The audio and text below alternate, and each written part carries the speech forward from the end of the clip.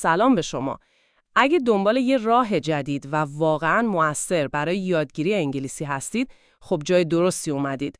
احتمالاً شما هم مثل خیلی‌ها سالها انگلیسی خوندید اما هنوز موقع صحبت کردن اون روانی و اعتماد به نفس لازم رو ندارید. امروز می‌خوایم ببینیم چرا اینجوریه و رویکردهای مدرن چی میگن. مخصوصاً این تمرکز روی مکالمه. یه منبع جالب داریم از ایران آکسفورد. توضیح میده چرا روش‌های مکالمه محور مثل اون CLT که میگن یعنی Communicative Language Teaching خیلی بهتر از روش‌های سنتی مثل ترجمه و گرامر عمل میکنن. مقاله تاکید داره که گرامر رو باید ناخودآگاه یاد گرفت، یعنی implicit learning توی خود مکالمه. دقیقاً همینطوره.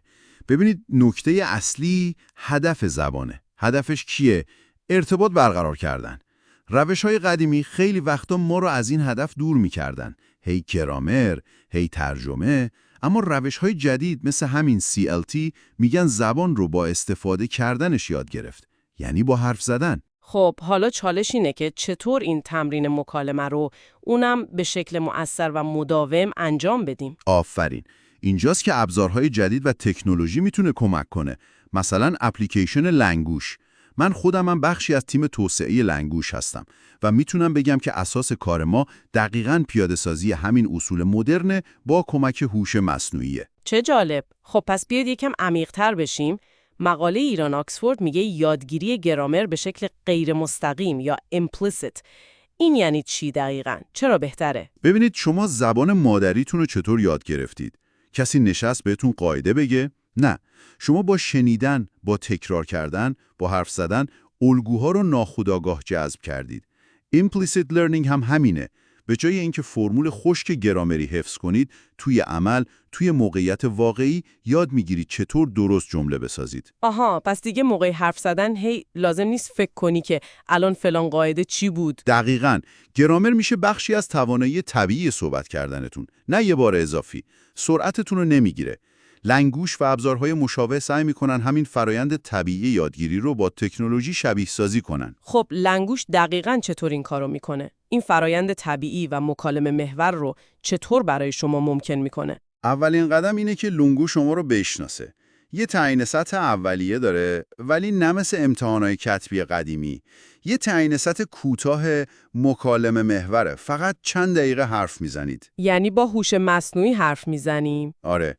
و اون نه تنها سطح کلیتون رو میفهمه بلکه دقیقاً میگه تو تلفظ کجایی، تو گرامر چی، دایره لغاتتون چطوره، نقاط ضعف و قوت رو مشخص میکنه.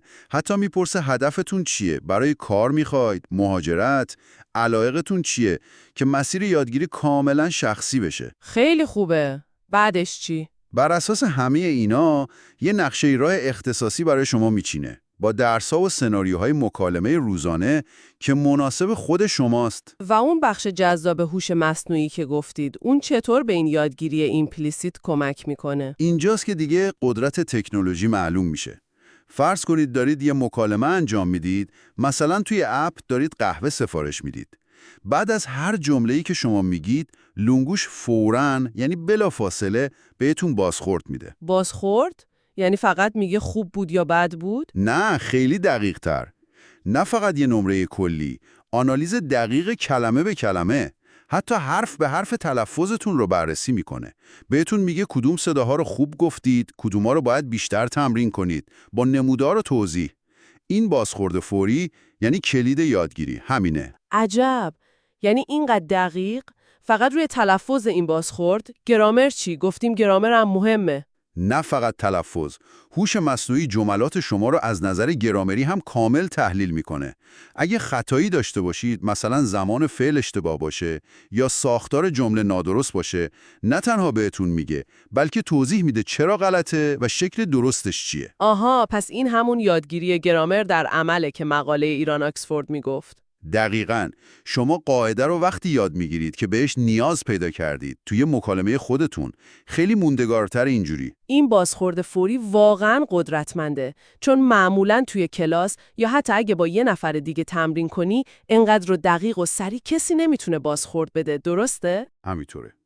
یا حداقل خیلی سخته و زمان بره. در مورد لغات جدید چطور عمل میکنه؟ لنگوش کلماتی که توی مکالمه هاتون استفاده می‌کنید و تشخیص میده برای سطح شما جدید هستن رو اتوماتیک ذخیره میکنه. بعدن شما میتونید با سیستم لایتنر هوشمندی که داخل خود اپ هست اونها رو مرور کنید تا فراموش نشن. یعنی سیستم فلش کارت داره؟ آره، یه سیستم لایتنر پیشرفته. حتی جالبتر این که میتونید ازش بخواید یه مکالمه جدید بسازه فقط برای تمرین همون کلمه‌ای که تازه یاد گرفتید تا کاربردش رو تو جمله ببینید. فوق‌العاده است. اگه وسط مکالمه آدم گیر کرد چی؟ مثلا یهو ندونی چی بگی. خب اینم پیش بینی شده. اگه چند ثانیه مکث کنید و نتونید ادامه بدید، هوش مصنوعی یه راهنمایی کوچیک میکنه، یه پیشنهاد میده تا دوباره راه بیفتید و مکالمه قطع نشه. علاوه بر اینا تمرینای نقش محور، رول پلی و گفتگوهای آزاد هم داره که موقعیت‌های واقعی رو شبیه سازی میکنن.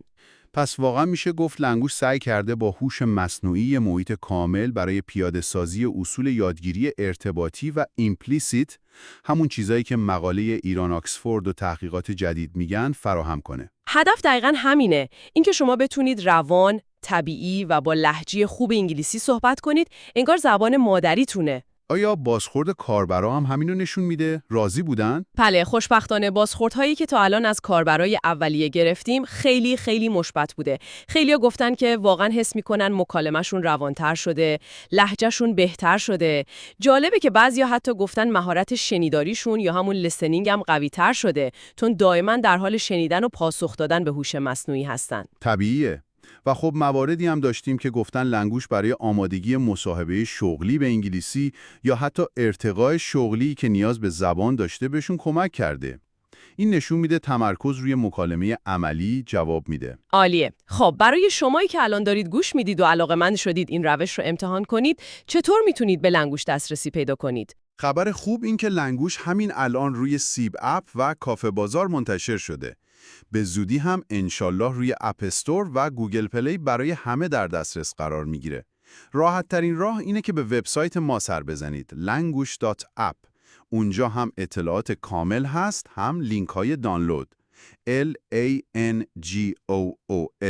languosh.app. و نکته مهم این که امتحان کردنش هیچ ضرری نداره. درسته؟ دقیقاً. شما وقتی اپ رو نصب می‌کنید دسترسی به ویژگی‌های پایه اولش رایگانه. اصلا نیازی به وارد کردن اطلاعات کارت بانکی و اینها نیست. یه فرصت خیلی خوبه که خودتون ببینید آیا این روش جدید که با هوش مصنوعی و مکالمه کار میکنه برای شما جواب میده یا نه، و شاید به عنوان یه نکته پایانی که بهش فکر کنید. یه لحظه تصور کنید اگه میتونستید برای هر کلمه، هر جمله انگلیسی که میگید فوراً یه بازخورد دقیق و سازنده مثل یه مربی خصوصی زبان که همیشه همراهتونه دریافت کنید. چقدر فرایند یادگیری مکالمتون متفاوت میشد؟ به نظرتون این بازخورد فوری و هدفمند اون حلقه گمشده‌ای نیست که باعث میشه خیلی‌ها با وجود کلی کلاس رفتن و کتاب خوندن هنوز موقع حرف زدن گیر کنن؟ این قدرت بازخورد دقیق و شخصی سازی شده چیزیه که ما سعی کردیم با لنگوش در اختیار شما قرار بدیم. امتحانش کنید.